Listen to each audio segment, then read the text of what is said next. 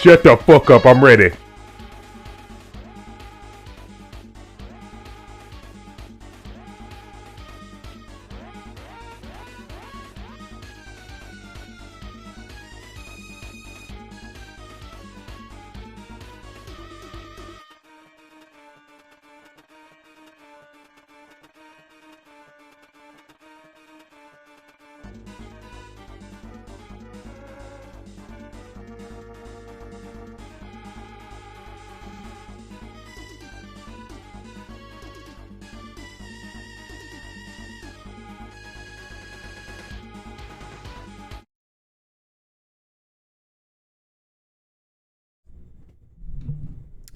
Let me get my recording real quick. Hold on.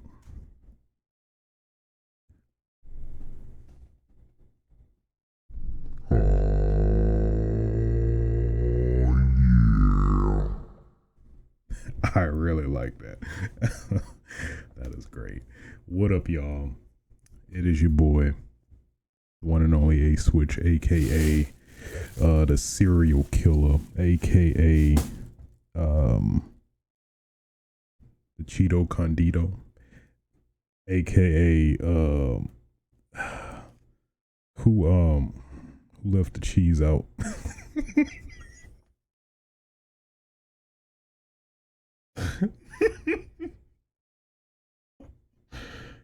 Oh my god. All right. Who left the cheese out?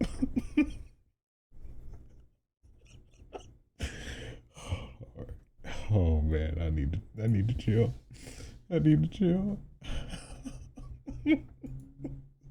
Who left the cheese out? I don't know why that's so funny to me. It shouldn't really be, but it is. I'm sorry. I'm so sorry. All right, let me get serious. Let me get serious on y'all real quick. Hold on, gotta compose myself. Let me go into white mode so I can get some better lighting going on, because I don't like the light. Give me that darkness. Give me that darkness. Charlie Murphy, darkness. Welcome all to yet another episode of Switch's Sights, my gaming podcast, solo gaming podcast, where I talk about obviously games and all nerd related stuff of that nature. This is episode 22. Today's date is September 12th, 2019. Right on the cusp of Tokyo Game Show and all the related interesting news that's come out of that. So, obviously we gonna get into some of that info. Some interesting stuff going on. We found out a lot of stuff about some games that we were speculating about in the previous episode that we went over and discussed. So I'd have to say the general consensus of majority of the games, or the blockbuster games, were disappointing, but we'll get into that very shortly. Did I cover everything? I think I did. So why don't we just get into it? I mean, that's what we're here for, right? Okay, so probably the biggest, I would assume biggest news in terms of, why isn't it? Let me refresh that real quick. What are you doing? It's probably the Project Resistance trailer, which was the Resident Evil multiplayer game that we didn't know much about. We had like a brief trailer that didn't really tell us too much, other than that there were 4 protagonists that you would play. They did say it was multiplayer. I'm not sure if they mentioned the asymmetrical part until like now, but either way, we got a trailer that kind of showed us more info about it. And boy, man, I'd have to say just the disappointment is immense. I am very disappointed in this, to be honest. I don't know if I'm looking forward to it at all. Well, I mean, let me rephrase. I will, of course, give it a shot, give it a chance. There is a beta sign up that will run from now until I think around that time frame. I think there's a cutoff. We'll check the website here. Go to English. I don't want to put this information in, but either way, just put it in a reasonable time. You'll get what you want. It showed it there. I guess it's loose. I think it's a loose date in terms of, reasonably, presumably before October. I'm guessing. But either way, you can sign up for the Project Resistance beta, where pretty much you get to play the game and try it out, test it out, and presumably provide feedback, which very damn well I'm gonna be providing some goddamn feedback. Okay, I'm providing that damn feedback. Better believe it. Got me messed up. They gonna hear my opinion. They gonna hear my opinion. Best believe. So, at least from the trailer, what I gathered, it's just like a arcadier Outbreak.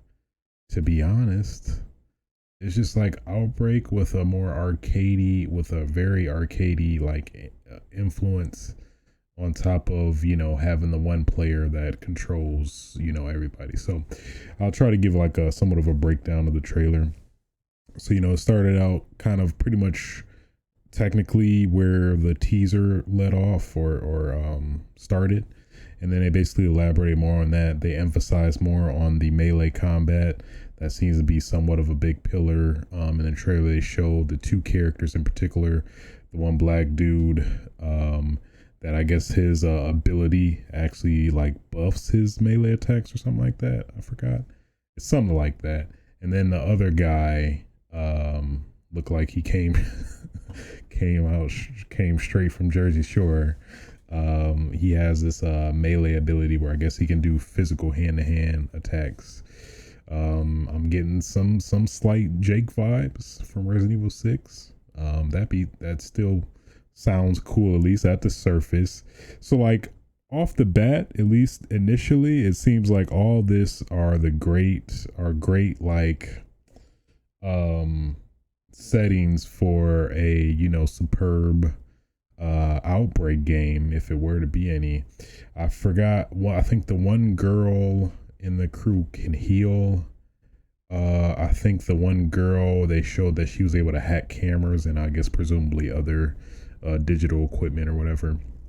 So at least from everything seen, it seems like, you know, all the pillars are there for like a great, you know, Outbreak game. Excuse the plane that's just flying over me right now while I'm just doing this podcast, but you know, it's cool. It's cool. You do your thing, plane. I don't care. So, yeah. So I mean, from the initial things, it looked like, okay, all right, I'm seeing some Outbreak vibes. Then I'm like, okay, that's not Outbreak.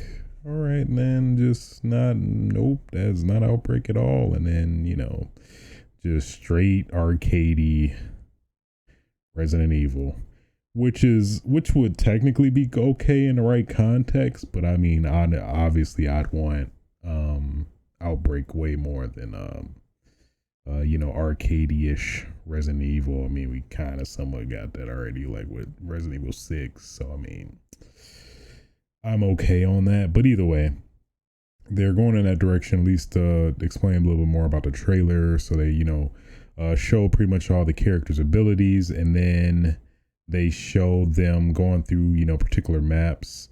And then they dropped in the whole aspect of, you know, the one of the 4v1, where it seems to be presumably Wesker. At least it seems to be pretty apparent with his, you know, trademark black suit, and I think you caught a glimpse of his glasses, I want to say, and I think the gloves as well. So I mean, it seems to be pretty apparent that's got to be Wesker, or, you know, knowing Resident Evil, is probably going to be some weird clone that, oh, okay, so Wesker is alive and he had a clone this whole time, so now it's going to be a Wesker in Resident Evil 8 or something like that.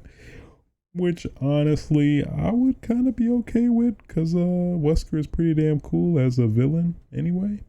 But I digress. So they, you know, showed that aspect of Wesker where he can pretty much control the whole map. So I guess from the viewpoint of the one player against the four, they pretty much control the whole map. They can, you know, spawn particular enemies. I'm presumably like some limiter, or, you know, gauge or something that limits how many people you can spawn.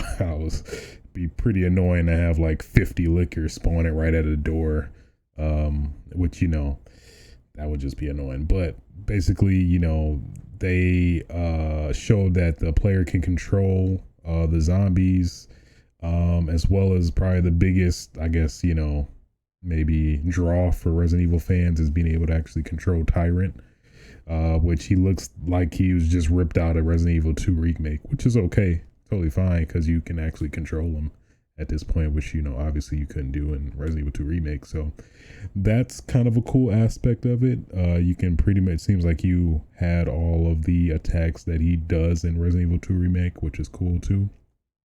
So basically it's just a matter of, you know, you fighting against a very human AI controller, if you will. That's what, at least kind of what I interpreted it as. So technically, as a game with of itself, you know, within the Resident Evil universe, is cool, but just wanting and desiring, craving Resident Evil Outbreak, a sequel or a reboot more, just kind of put me in a very disappointing mindset. Even though, you know, it was pretty much, the rumors were saying pretty much all of that, but a part of me just was hoping, just praying that Capcom would listen to those hardcore Outbreak fans and give us the Outbreak that we wanted. But yet again, disappointment. But one point they did kind of emphasize on, at least from like interviews and stuff that I was picking up and gathering, they seemed to very much emphasize on the point that it is a project. which is, a project, as well as they're gonna, be pricing it accordingly. So it's pretty apparent that it's probably not gonna be a full price game or anything like that, which is cool. At least will, kind of lessen the pain or the sting of this game not being the outbreak that a lot of us were hoping for. But what is kind of encouraging and gives me hope is that the foundation is definitely there for them to say, like, hey, we made Project Resistance. People maybe didn't really like it as much or necessarily that well. I mean, we have all the tools to make Outbreak. Why don't we just go ahead and make Outbreak File 3 or, Outbreak Reboot? I'm guessing File 3. I think that will make more sense. Maybe in some way remake the whole Outbreak games. I mean, whatever is Outbreak related, I would appreciate at this point, to be honest. So, I mean,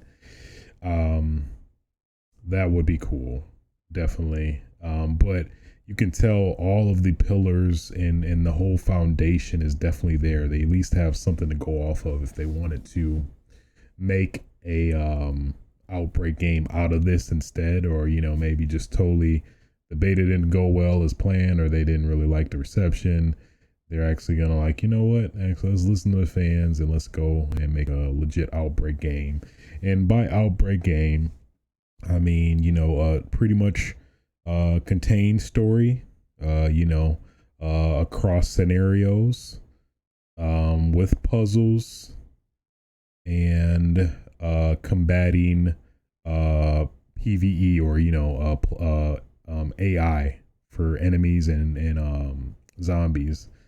That's pretty much just the main pillars I'd want. So they technically could have just did RE2 remake and added all those aspects to it, and bam, you pretty much have a Resident Evil Outbreak game, in my opinion. Have maybe I guess it's pretty much optional if you want. Put the Outbreak gauge back in, giving you a timer to complete the scenario and stuff like that. Have a set amount of scenarios, possibly the canceled ones or the ones that were going to be planned for the canceled Outbreak File 3 or something like that. That'd be some really cool fan service. I guess for, very hardcore niche fans, which is, probably honestly not the mass that they maybe would be looking to aim at. But either way, be nice reference after a game, making a continuation of game. Like, I think File 2 Resident Evil Outbreak File 2 came out in 2005. I think, a year after the original one. Or no, I think the original one came out in 2003. Yeah, I think it was either 1 year or 2 year between, because the second one's kind of like somewhat of an expansion of the first one, where you can you can move characters back and forth between the two games and stuff like that. So either way, that definitely will probably be my dream. I'm actually starting to rank that up as my most desired game, like that of all time, and I'll lose my shit if that were to happen. But at least from what we have now, looks like that dream is still yet far away, if ever. But I guess there's always playing on the emulator, which it's kind of all this news and making me disappointed is making me yearn for some Outbreak. So keep on the lookout for that to play at some point down the line. I don't know, it's a lot of other games coming out that we are going to talk about later on, but either way. So, shame, Capcom. You almost had it. Oh, you got to be quicker than that. The one commercial, what commercial was that? I want to say Geico, where it had to do with the fishing reel. Oh, you got to be quicker than that with the dollar. Ugh. Capcom, you hurting me, man. Don't do this. Come on, Capcom. Give us an Outbreak File 3, please. I'm begging you. Moving on, unfortunately. Next snippet of news. Last of Us Part 2. They're introducing a media event in Los Angeles. So obviously, I know there was the announcement of I think in one of our previous episodes we talked about it being a GameStop exclusive Last of Us event, which is very weird choice of having having GameStop of all outlets exclusive like information on Last of Us than versus like media outlets. That just sounds like a weird choice, but either way, that's what they did. But now we're gonna get some more details, obviously, of The Last of Us. I'm curious of the release date. It seems like more than likely it's gonna be next year. I'm guessing like February, April time frame, or maybe June. The date of the original game, at least for PS3. I think the remake or remaster for PS4 was in the fall, I want to say. So that'd be cool. I know a lot of people, including myself, was yearning for some more knowledge of Last of Us Part 2 after that great trailer we saw last year at E3. Definitely looking to see what they found out. I know they said Neil Druckmann, the director of the game, I know he said that he was done with the script or something. Like this had to have maybe been roughly a year ago as well, or maybe around E3. It's hard to say at this point, but either way, definitely good news to see that Last of Us Part 2 is on its way to get in our hands and our eyes and making us cry in some way that I'm anticipating is not going to be ideal. But, we'll find it out sooner or later. Oh, boy. Oh, boy. I'm not ready for it. I don't think I am. But I'm not ready, but I'm ready at the same time. If you know what I mean. So yeah, that's pretty cool. Looking forward to it. Wish I was invited, but I'm nobody, so I would have liked to see it. But I get it. I get a Last of Us. You don't know me like I know y'all. I appreciate y'all, but it's okay.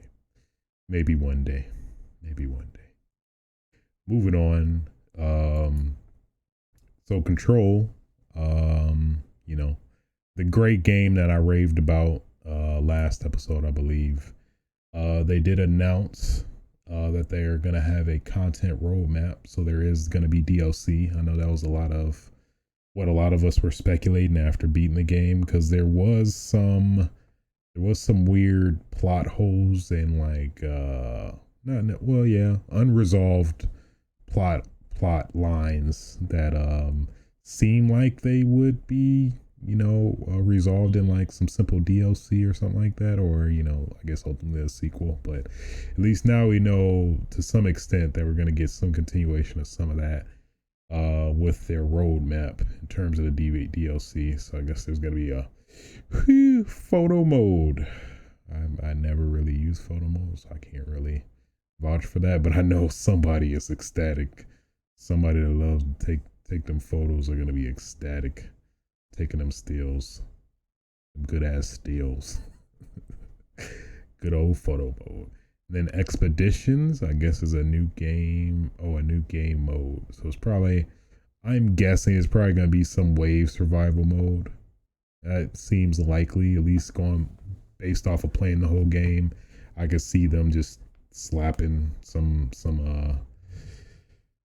survivor mode, or maybe putting some backstory excuse to kind of justify it or something like that.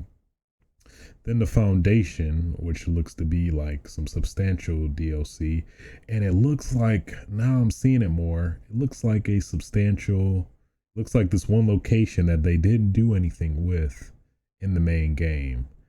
So I'm pretty sure this is gonna be like wherever the continuation of the story is gonna. It's so funny. I was curious, like this place is they just have this whole space and didn't do anything with it, and lo and behold, it's probably gonna be like used for the DLC apparently now. So interesting. and probably the biggest discussion starting aspect of this roadmap is expansion 2, which is AWE. So clearly, I guess maybe this kind of gets into semi-spoiler story, but semi-spoiler territory, but a lot of people are speculating that AWE stands for Alan Wake expansion, which is a pretty reasonable deduction from what we saw. And then you have the font, which looks a lot like the Alan Wake font as well, in terms of, you know, the main game. So I mean, all signs are pointing to, and then also I think I mentioned it in my kind of overview of the game impressions, that the game has a lot of references to Alan Wake, surprisingly. So spoilers for Control, not huge spoilers I guess, but either way,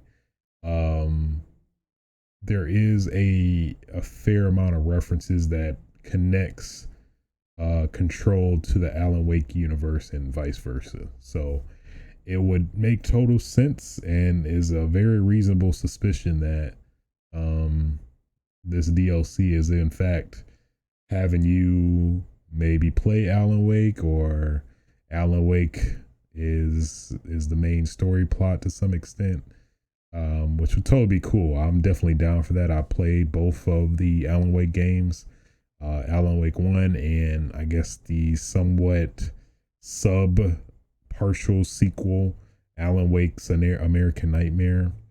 And I thoroughly enjoyed them. I like the gameplay. It was pretty cool, pretty unique, you know, adjacent to Max Payne and stuff at the time.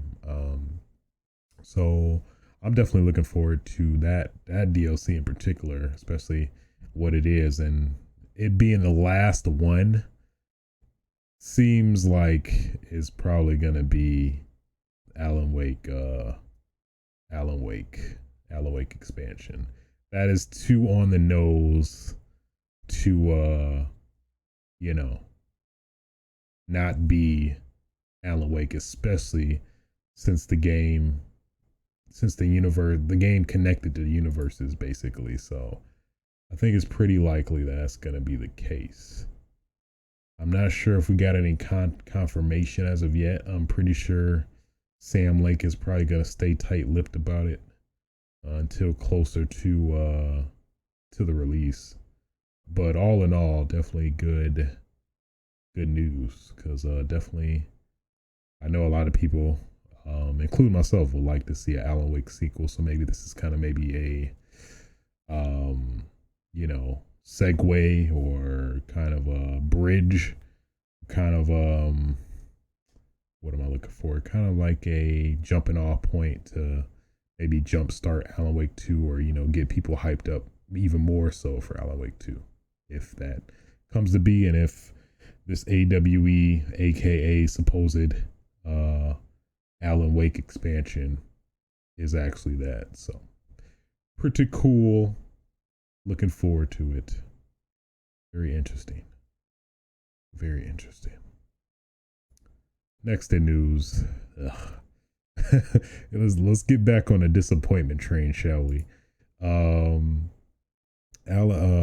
know. I have Alan Wake on my head. Well, obviously I know why. Duh. But at Tokyo Game Show, PlayStation had their whole their whole kind of showing, which, you know, obviously, okay, you won't show for us in E3 or a Gamescom, PlayStation, but okay, you're gonna go to Tokyo though.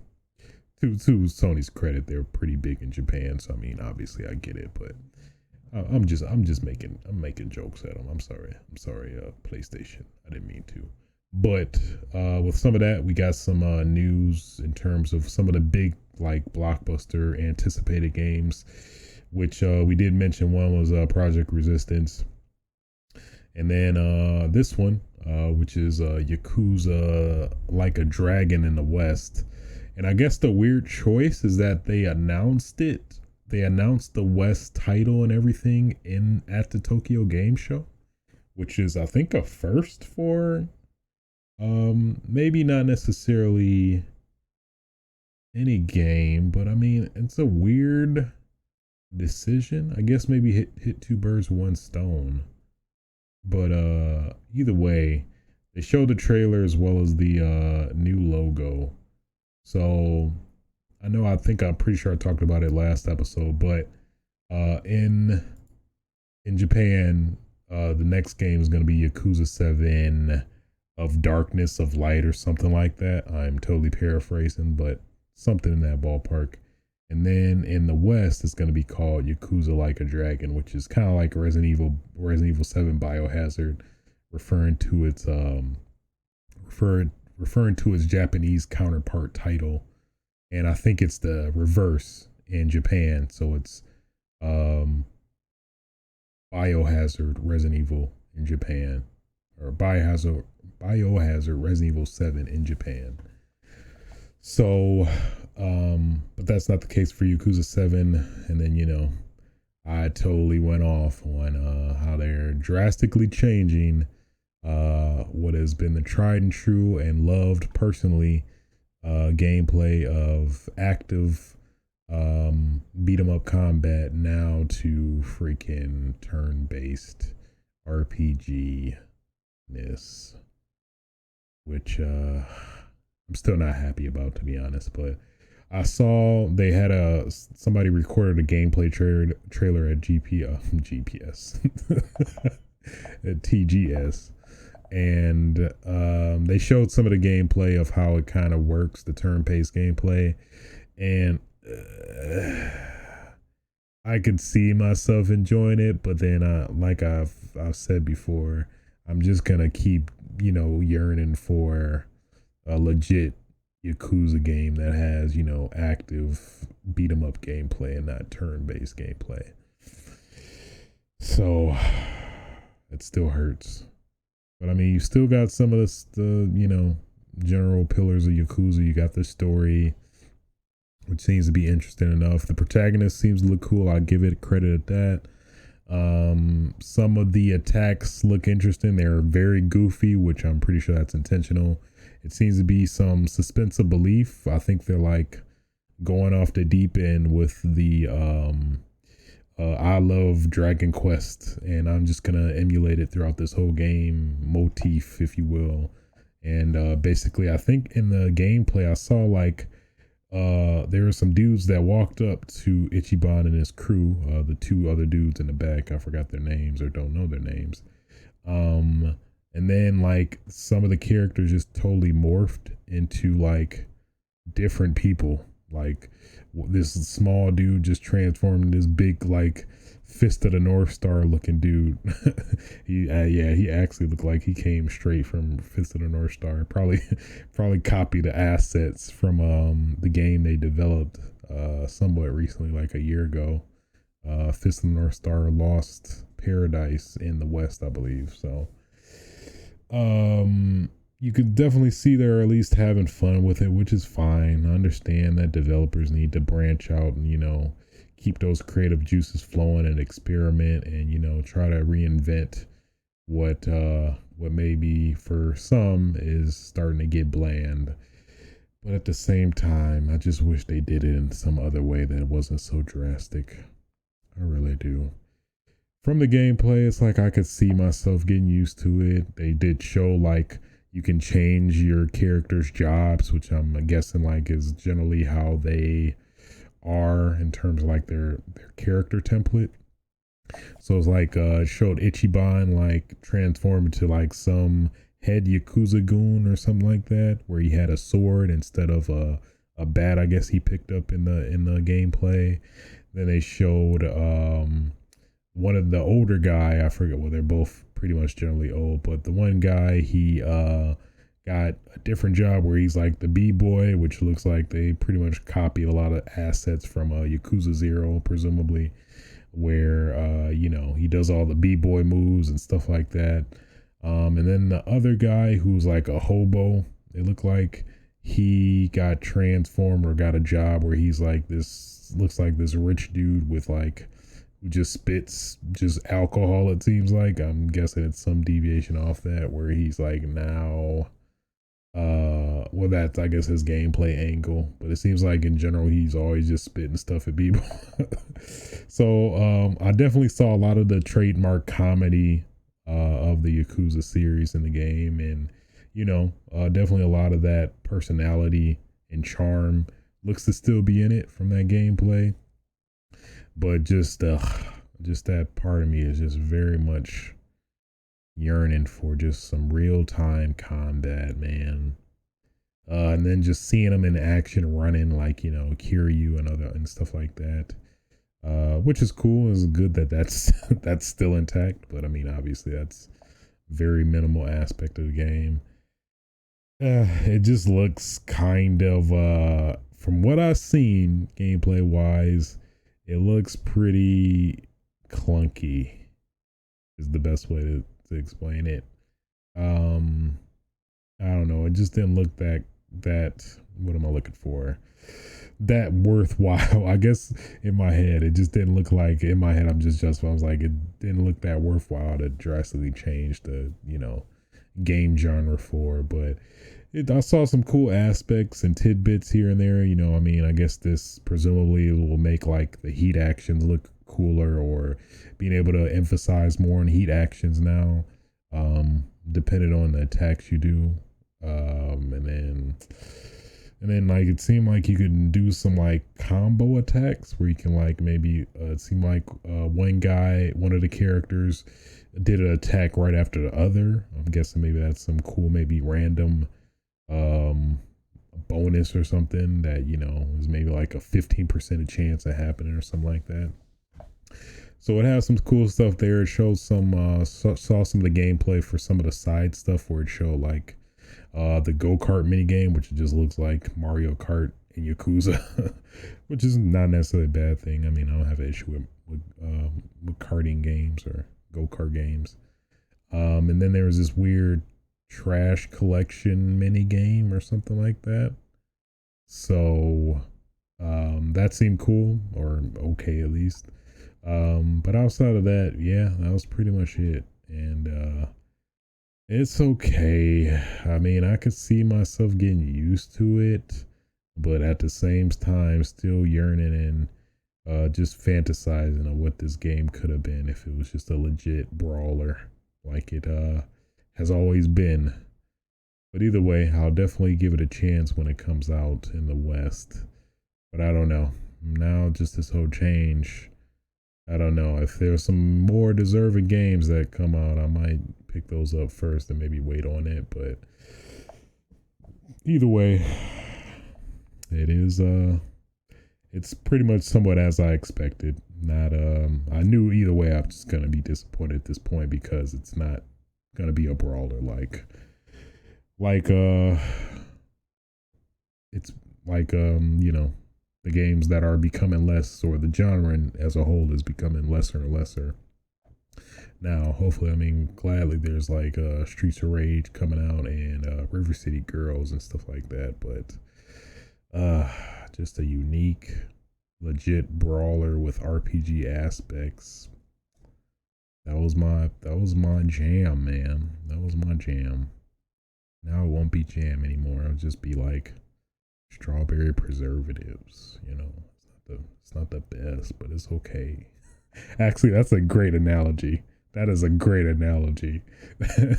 Yakuza 7 is like strawberry preservatives. It's not jam, but I mean, it'll get the job done, I guess. That is a perfect analogy. That is totally Yakuza 7. So yeah, it's strawberry preservatives, but it's not strawberry jam, you know. It's not the real thing, but yeah, that is a perfect analogy. That is so perfect. That is spot on.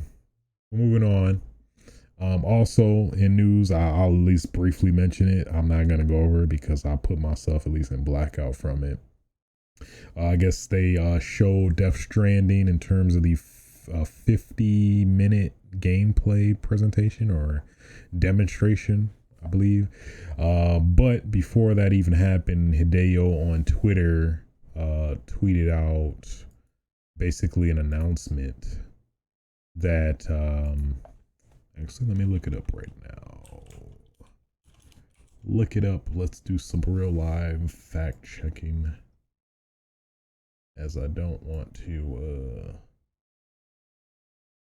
yeah, so in terms of the his statement, he's like, people built walls and become accustomed to living in isolation.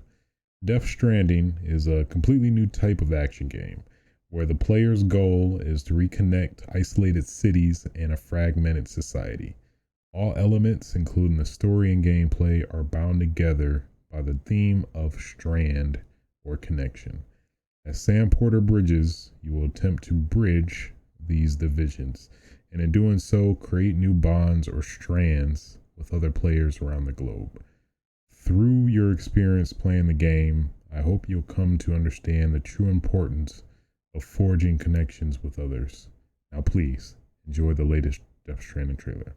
Actually, I don't think that was the statement that I was looking for. I don't think, oh, Walking Dead. That's a whole nother can of worms. Maybe, I'm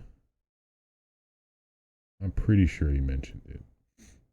Let me look it up real quick. So he said something about, yeah, I'm just going to paraphrase because I can't pull it up here. But basically, he paraphrased, or I'm paraphrasing what he's saying, is that basically he's like, hey, I don't know, I keep wanting to say like, guys, we've heard you. But he said basically like, you know, for fans of, you know, his work or whatever, he said that to trust him, which actually I totally do, because I mean, I've never, as of now, I've not been steered wrong. I guess maybe you could say Metal Gear 5, but it wasn't really his fault, and the gameplay was solid, so still can't really veer him wrong. Silent Hills, can't really veer him wrong. I mean, the demo, people are crazy over a demo. The game didn't even come to be, and people are still just raving over a demo. So I mean, in general, Hideo, I trust him fully with you know, all my experiences with his great creations of work. You know, obviously mainly Metal Gear Solid personally, but either way. So with that, where was I going with that? Yeah, so I'm paraphrasing a statement he made that I caught, where basically he said something like, generally, roughly, if you trust me, you won't see this 50-minute demonstration. This is for people who aren't really sold on the game or really need to see the gameplay to get, you know, be sold on getting the game or whatever. So that was enough for me to say like, okay, fine, I'm totally good with that. I'm just gonna go on blackout now. Only like 2 months until it comes out. I'm totally fine with that. I think, yeah, the less you know, the better, because I think it's a lot more than he's leading on in terms of the game. And with his work, I think I'm of any director or, you know, game developer, whatever, what have you, work that I'm very receptive of in terms of, you know, having an open mind. Definitely would be Hideo Kojima's work for sure.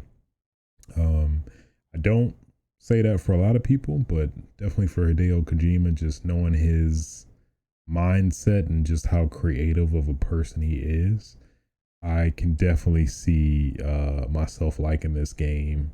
At the very least, liking it, maybe not loving it or ranting over it or whatever, but I think just all of what he's done in terms of the initial stuff I've heard, in terms of, you know, like the characters, like just the trademark weird Hideo Kojima created characters, I'm pretty much sold already. So I mean, because of that, I'm chose not to watch the 50-minute video or gameplay demonstration, because I at this point I'm totally fine with going on a blackout until we find, or get the game in our hands to actually, you know, fully play it and get the actual gist of Death Stranding as a whole.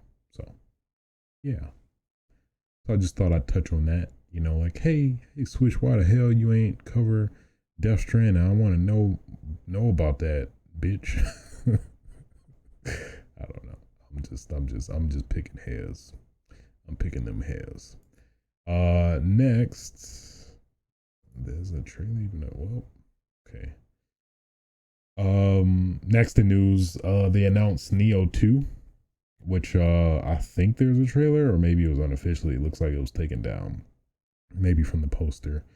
I think I saw it.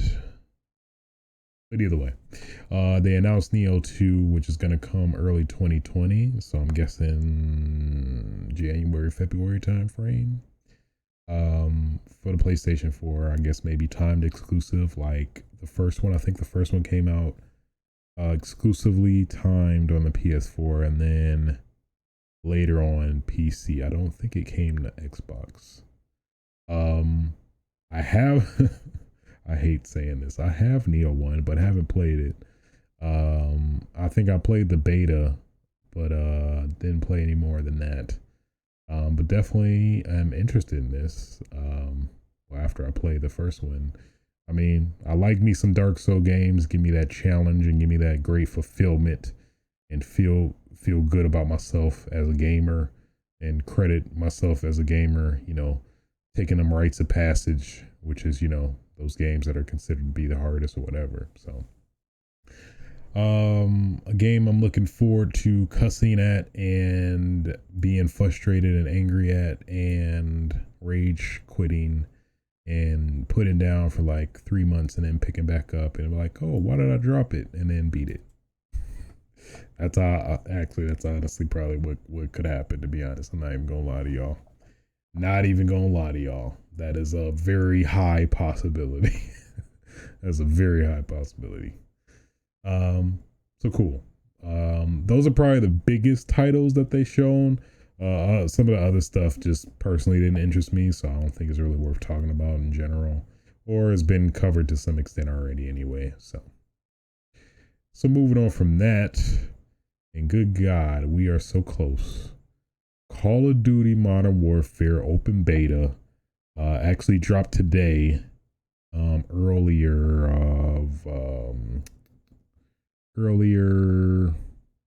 what am I thinking of? Earlier today. I don't know why that took me so long for exclusively for PS4 owners that pre-ordered the game. I think the switch was flipped 10 a.m. today.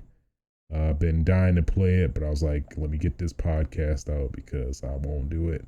I'll just play this game all the way until night and not do anything else. So, being an adult, hey, had to get this out. But yeah, so it's gonna be started today and over the weekend. You'll be able to play, and then I think the following weekend, other people will be able to play. So that's PC and Xbox One players will be able to play the next or following weekend. And I think the weekend after that, no, that's the same weekend. Okay. So yeah, this weekend is exclusive to PS4 players. Then next weekend is going to be exclusive to, or not exclusive, but Xbox and PC players will be able to play.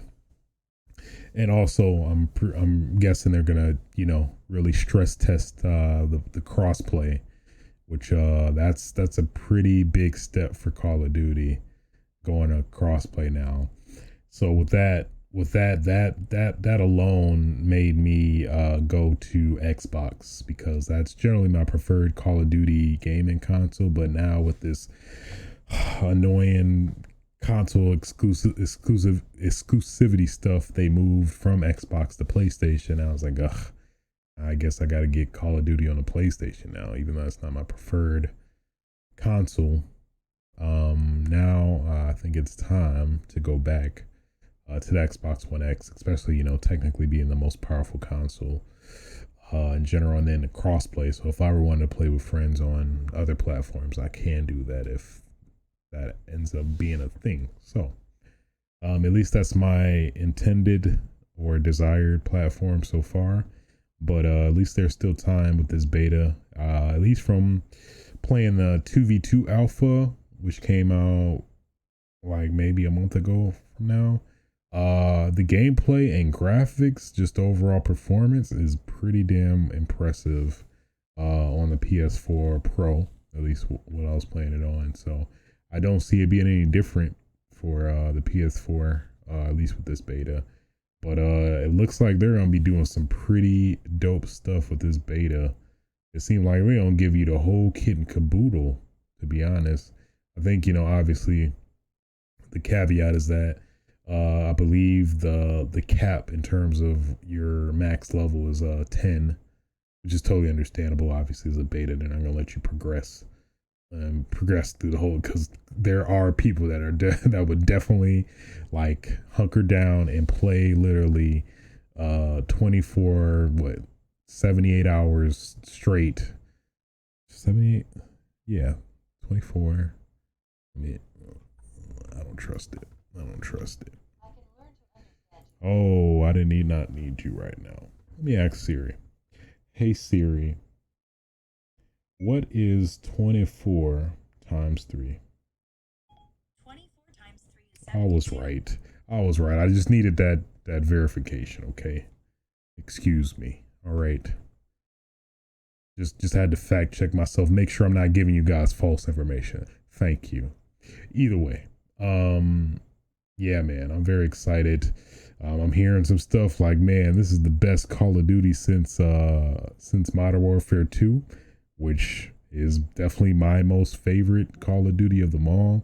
I've definitely probably the game I'll put the most time into as a whole of any game. Maybe Halo 2 might be close to that, but I digress. So all that is looking great. So I'm definitely gonna be putting some good ass time into seeing what this demo is gonna be about in terms of the net code and just overall experience.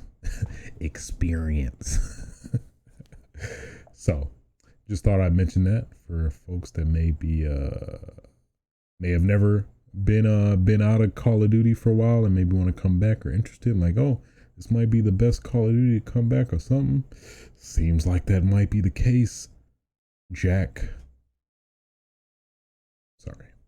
Next in news, Tekken 7 Season Pass 3 launched this past Tuesday. And I think Zafina launched with it, I believe.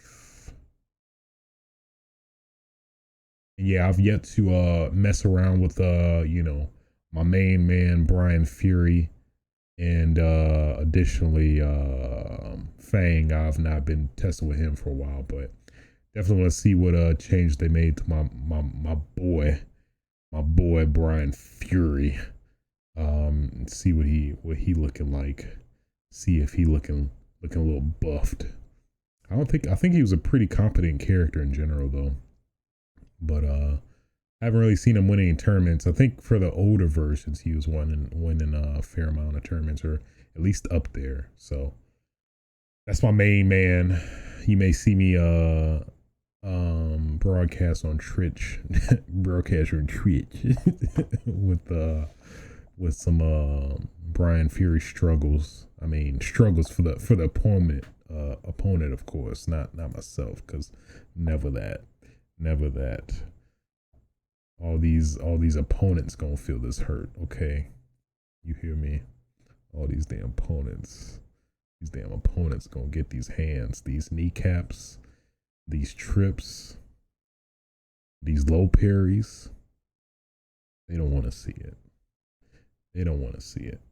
They hate to see it. So I guess Savina is launching with this season pass 3. New moves for every character. I'm very interested in that. I am so interested to see what they did to my boy Brian Fury.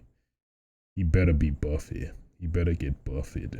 New health colors, small UI changes, preset costumes. This means you won't have to see the same default costume every time. Oh, that's cool. So you can preset your costumes, like I guess presumably for tournament settings where there's the base, always the base costume you have to pick. So now that's pretty cool. I like that. Play stats. I think they reset the rankings in terms of your character rank, I want to say. But yeah, boy, when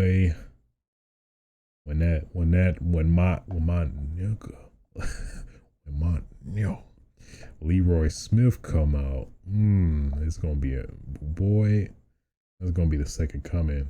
So I think he's the next DLC character coming in the winter, alongside with replays and expanded practice functionality. That is very suggestive terminology. I'm not sure why they use that, but that seems to be hinting at something in particular, but I don't know what. I thought they had replays in Tekken. Huh. Maybe I never noticed that. Well. And yeah, we still have 2 characters unannounced. So still hope. Gotta keep the hope alive for my boy Kiryu. Gotta keep it alive. Bring Kiryu to Tekken. It is a match made in heaven. Kiryu for Tekken all day, every day, till the day I die. Okay? Because he is legit. Okay? Put in Kiryu. Just do it. It's so simple. There's still a chance. There's still a chance. Cue the Dumb and Dumber gif. So there's still a chance. Okay. So, next interesting topic of discussion, at least. So I think this this is like right on the cusp of last episode, but so apparently there's this discussion going on. It's probably somewhat subsided by now, but there's this weird discussion about X or cross. It seemed very similar to like is the dress blue or gold or whatever.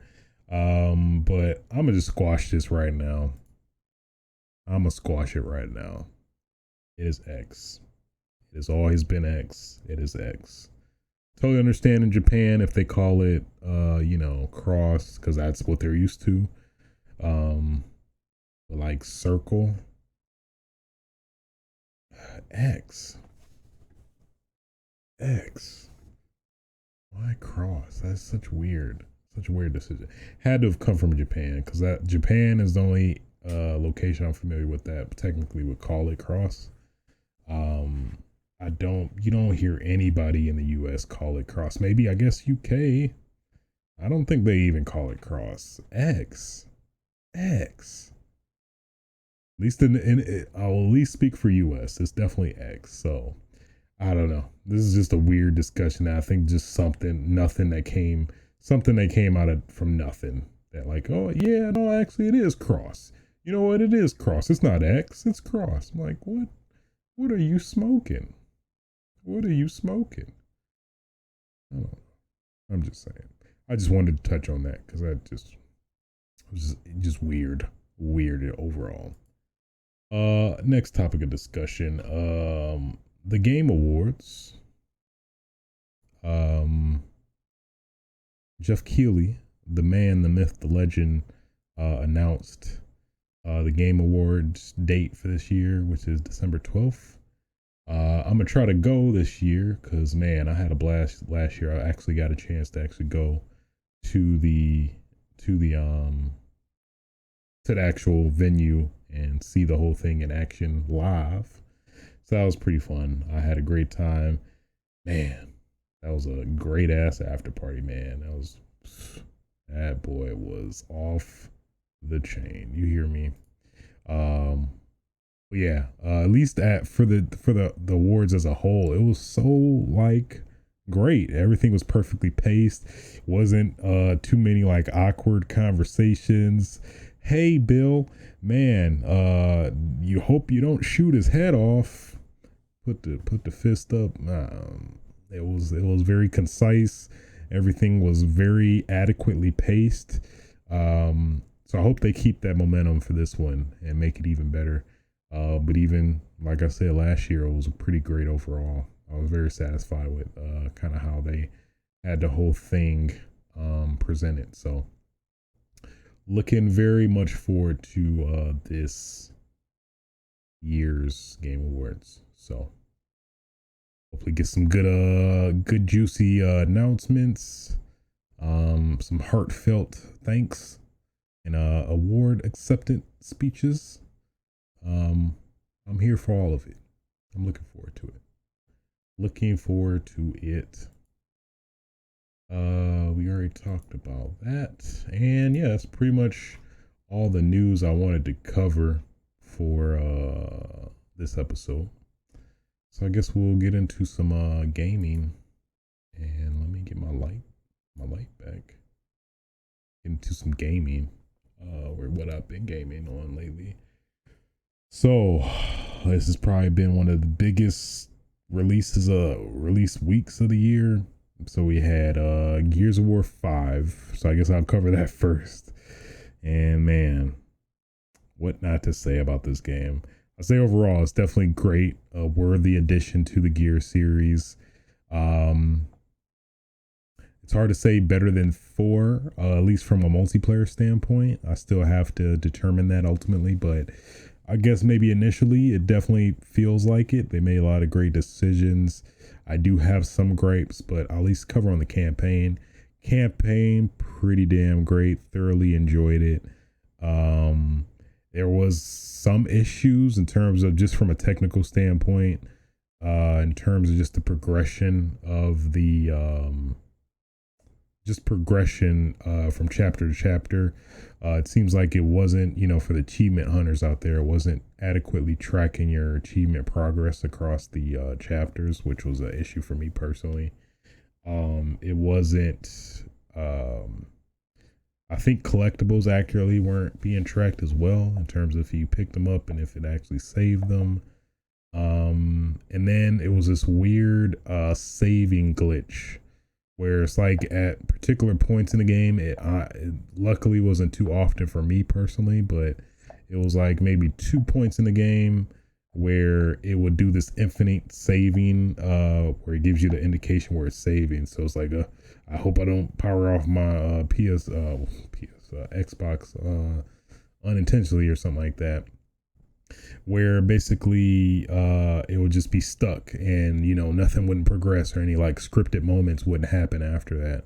So basically you were kind of forced to restart the game from the previous checkpoint, which obviously you will have lost all the progress you made since the last checkpoint. So generally like 15 minutes worth of time you lose, and you have to do like all these shootouts all over again basically to get to where you started, and hope and pray that it let you get through in terms of that progression. So that was pretty annoying, but again, didn't happen too often. But I think I caught their what's up for today, so they are talking about basically fixing that. So and they're at least aware and are acknowledging it. And yeah, so I was wondering why I didn't get my completed campaign on, I think I did it on hardcore, or I think they call it something different now with this version of Gears, but it was showing that I didn't actually progress or complete particular weird sporadic chapters. So I'm hoping that, with a patch, they automatically fix that, but I'm guessing I just have to play all those again or skim through the ones that they said I didn't complete, even though I saw the end game cutscene and everything. But whatever, it is what it is. So, yeah, at least from the campaign, they did kind of deviate in terms of some gameplay choices that you aren't used to in previous Gears games. So probably the biggest, not necessarily a spoiler, it's been discussed and openly discussed before, is that there are basically certain segments in the game where the game actually goes open world, roughly, not like in the most extreme sense, but gives you a light sense of exploration where you can go to do some side stuff where you basically earn upgrades for Jack, who's the robot that flies around. That's been in the series since 1, really. There's basically an RPG mechanic where you can upgrade him to give you certain abilities. So like he can freeze enemies. I think that's when you upgrade one of his abilities all the way up and stuff like that.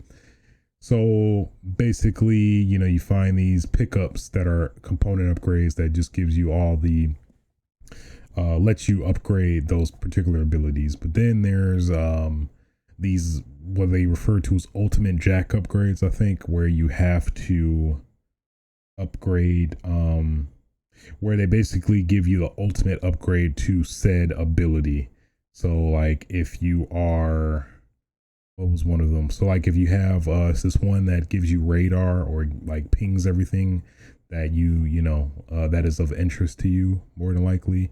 I think I forgot what the ultimate version of it is, but I think the ultimate version is that you can mark people for death and it does 20% more damage or something like that. So try kind of to give you a general gist. And I think one I mentioned was the flash ability. Like the extreme version of that is that they can, when he flashes the enemies, they actually freeze in place.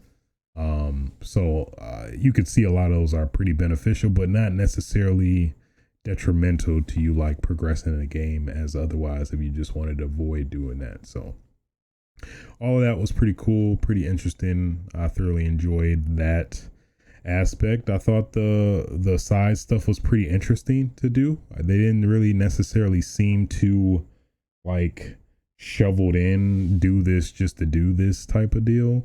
It seemed to have some purpose and like justified being a side mission. So as to doing something that you would do on the side that would supplement the story roughly, but isn't necessarily integral to the main story. So from that standpoint, I thoroughly enjoyed it. I pretty much did, I think, all of the side stuff that I recall. I didn't do all the collectibles because that was like ridiculously innocuous and just it was like 150-ish something collectibles. Hell no, I'm not gonna do no damn collectibles. I'm starting to have that standpoint now. I'm just getting tired of collectibles. Just stop it. Why? Who likes collecting? Well, I guess people probably does. I probably will explain why it's still somewhat staple in games today. It's like you can't really go across any game that doesn't have collectibles. I'll say this, at least collectibles, keep collectibles to a minimum. Keep it reasonable in terms of the amount of collectibles in a game. So like I think a pretty fair and reasonable collectible amount would probably be 20 to 30 personally. Stretching it at the extreme most 50. I think anything more than 50 is just annoying and irritating and just unpleasurable to do, in my opinion. Which, this game and of many don't really choose to respect or do. So it's fine. You don't have to do it, which I chose not to. Maybe at one point, if I'm feeling risky, I may want to do it or whatever. I doubt it, but still my gripe with collectibles. But I can hark gears for that. I mean, in general, that's pretty much every game that, there's clearly some, I guess, audience that really loves collectibles. But I digress. So, yeah. So, I mean, in terms of that, it's fine. But overall, in terms of just the general gameplay, I mean, obviously, it's probably pretty evident and apparent that just the graphics are just stellar, astounding, great. I'm playing on Xbox One X, and boy, 60 FPS, 4K, it looks splendiferous. It just looks great on all fronts. Everything pops. Just the environments just pop, especially with HDR specifically. It just everything just feels like it just pops, man. On obviously a good note. So I mean, very satisfied with that aspect in particular, with the graphics overall. Cutscenes look great. Overall, the story, yeah, I was interested in. They took some weird choices that I don't want to necessarily spoil. Somewhat towards the end. The ending overall, I'm not to spoil anything, but it just felt it felt too cliffhangery for me. It felt like it ended too much on a cliffhanger. It didn't really feel like the story reasonably concluded, but at the same time, hinted at a next one, which at least it's apparent that obviously this is a planned trilogy, and this is obviously there's gonna be a 6. So I mean, all of that is pretty obvious. So I think it seems like that's the choice they made based off that. So it's like, hey, we know we're gonna get a sequel, so we might as well.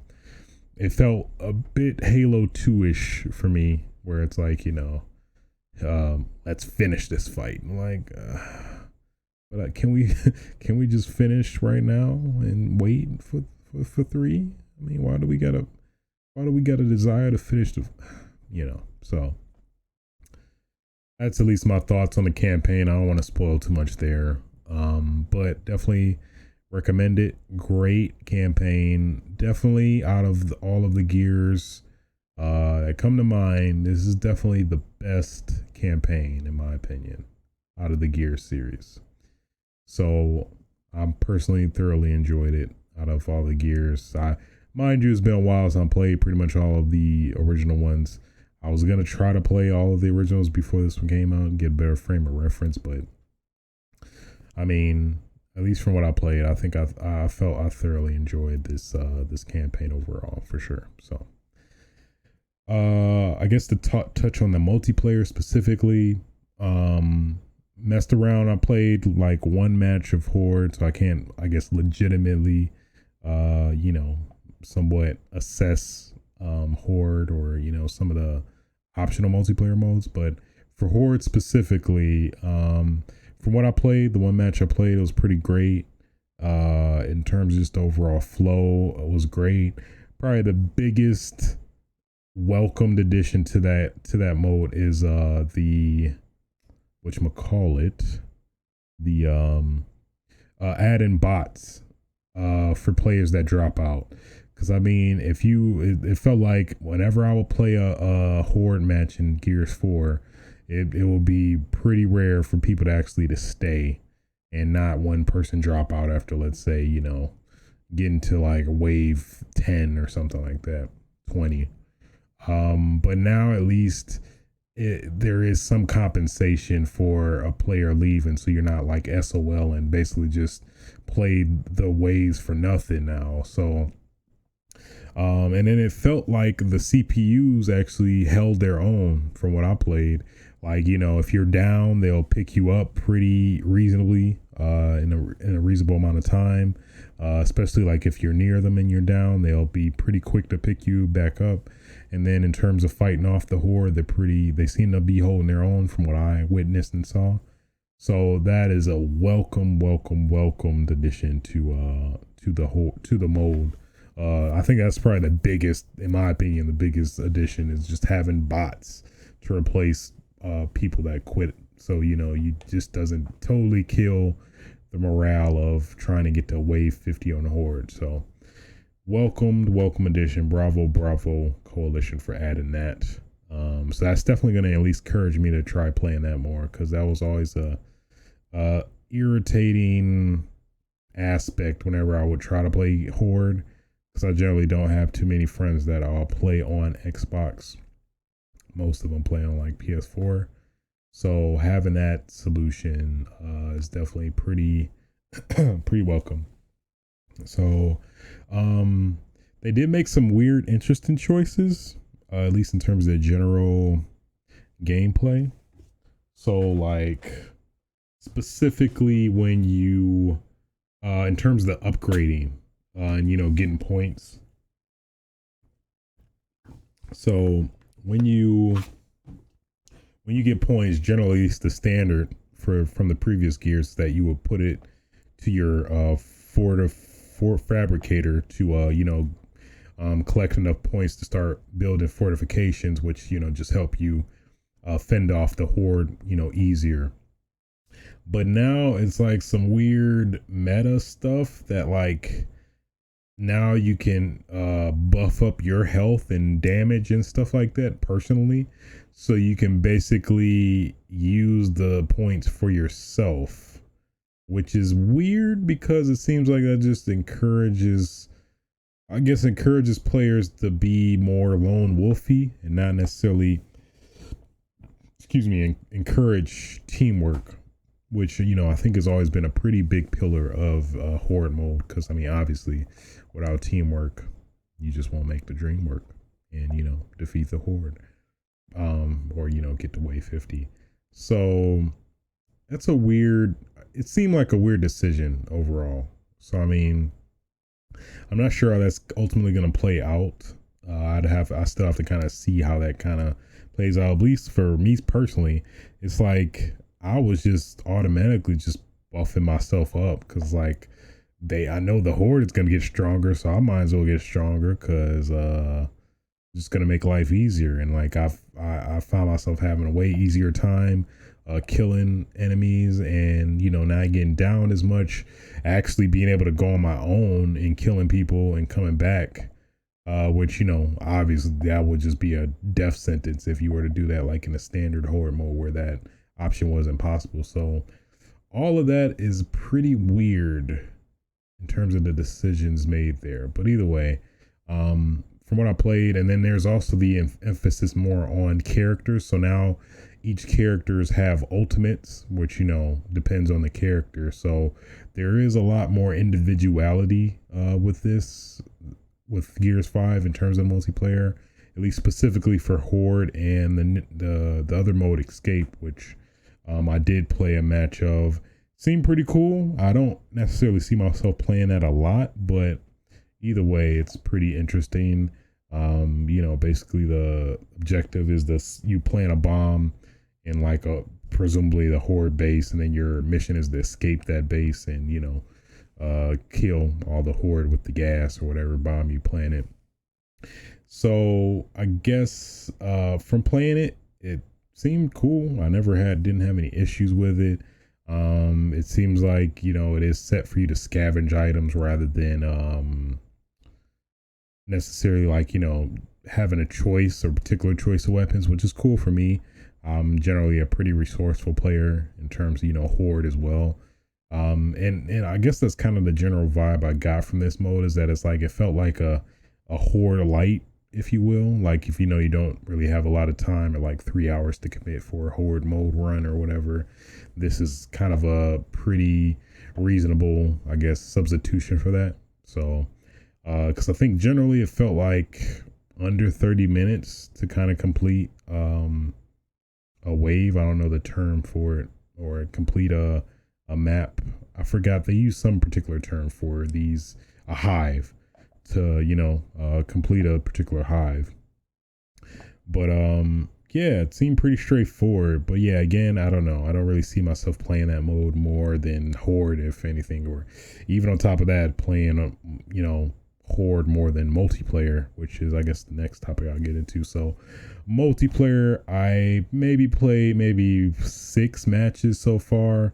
Didn't really play all the maps yet, but at least from what I played, I just had some, I guess, issues in particular. I guess from a general standpoint in terms of gameplay, it seems like tried and true Gears, which is my biggest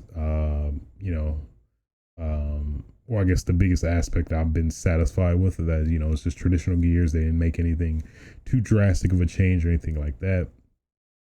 And then there's the arcade mode, which is more geared towards beginning players, or players who aren't really akin to the traditional Gears gameplay of power weapon pickups, and then the kind of battle of picking up the power weapons, or fighting for the power weapons.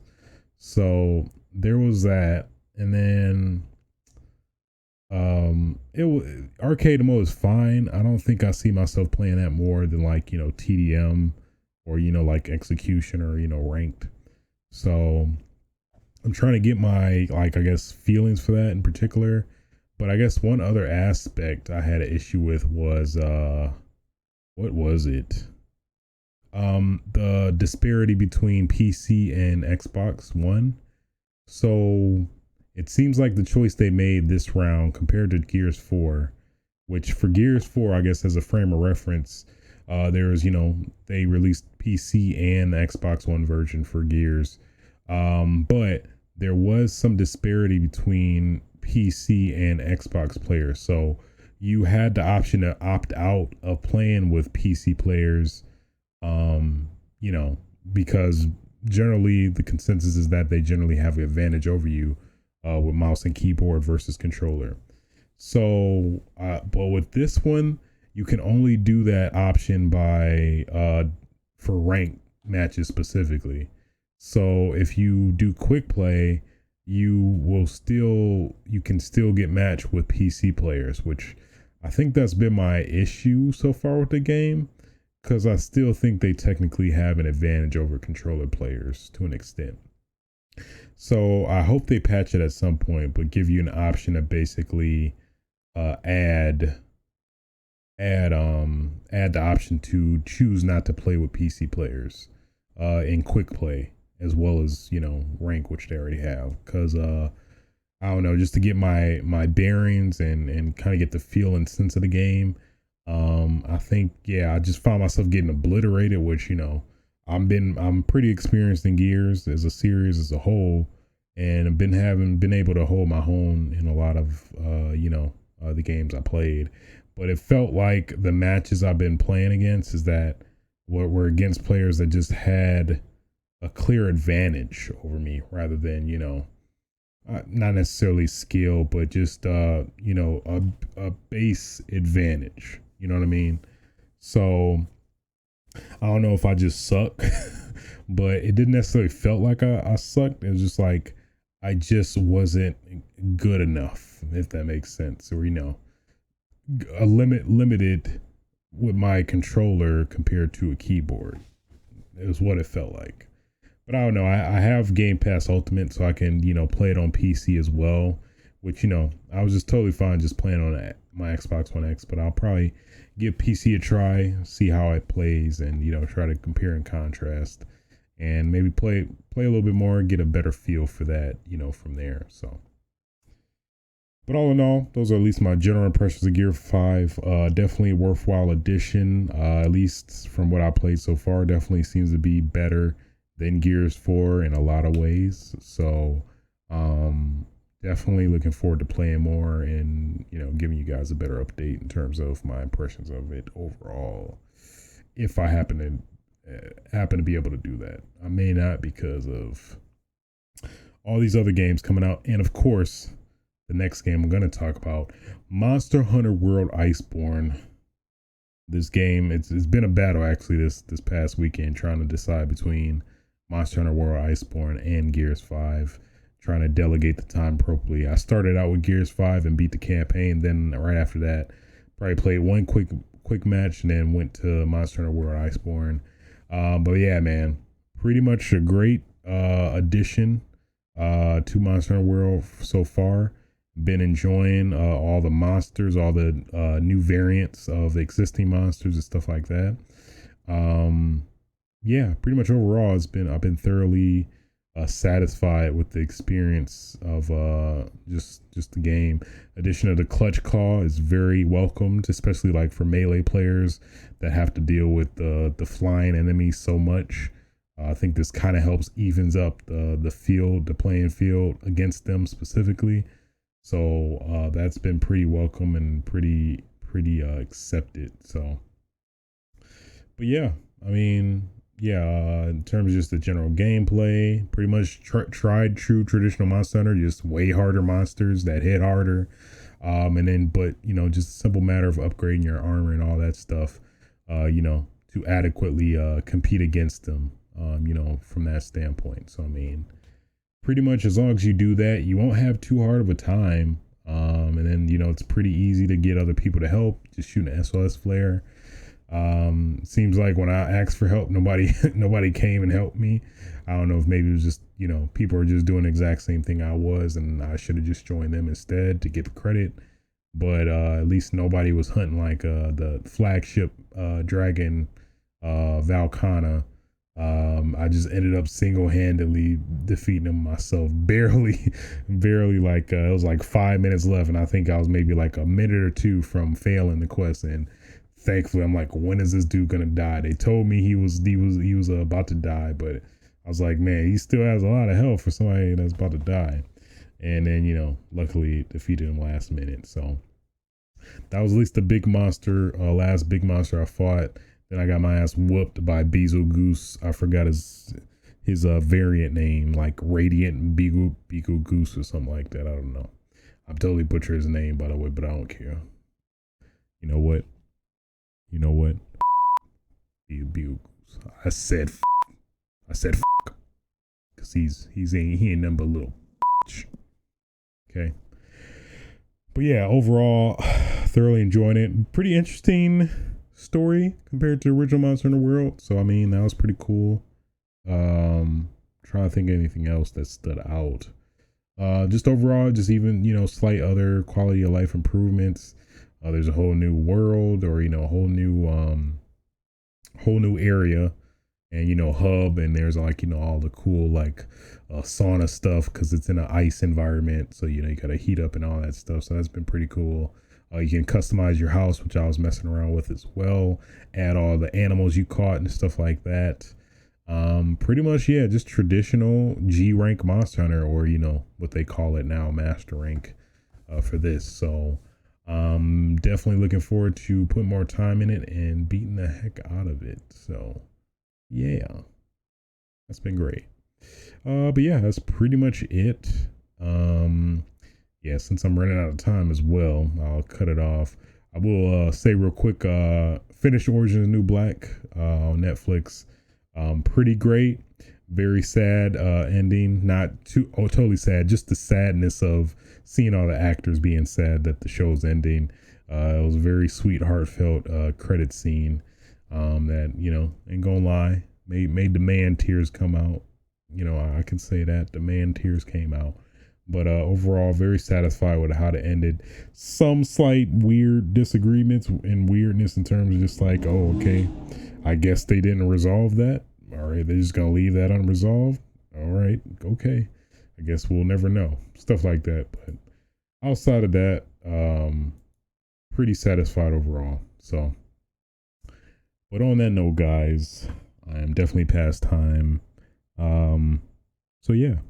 If you'd like to check out, check me out on other avenues, you can check me out on this channel. I'm streaming and live streaming right now, Twitch TV/aswitch, where I plan at some point to start streaming again.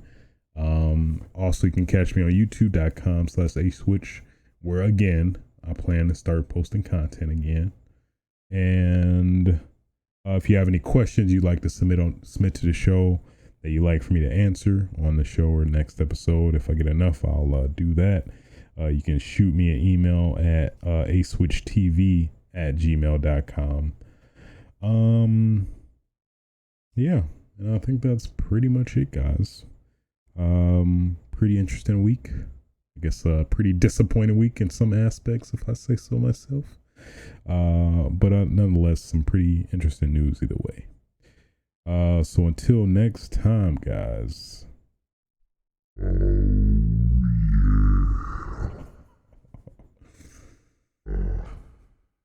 Nope, sorry, I had it on.